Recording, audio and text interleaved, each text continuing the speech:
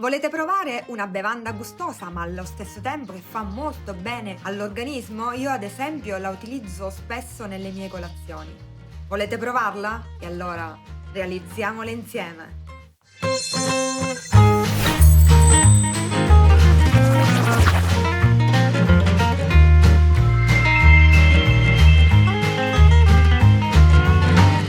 Come prima cosa versiamo nel nostro frullatore 40 grammi di mandorle messe in ammollo almeno 2 ore, ma se non avete tempo le potete anche bollire per circa 10 minuti, considerando che lasciandole in ammollo non perderanno nessuna proprietà nutritiva. Aggiungiamo un dattero privato dal seme, un cucchiaio di proteine in polvere e un bicchiere d'acqua. Adesso possiamo azionare il nostro frullatore. Sotto in descrizione vi lascerò il link per acquistare le proteine che ho utilizzato. Frullato bene il tutto, versate in una tazza. Ah, guardate come risulta schiumosa. Vi è piaciuta questa idea sana e gustosa? Che aspettate? Iscrivetevi al mio canale e attivate la campanella per rimanere aggiornati su tutti i miei tutorial. Ci vediamo al prossimo video. Ciao!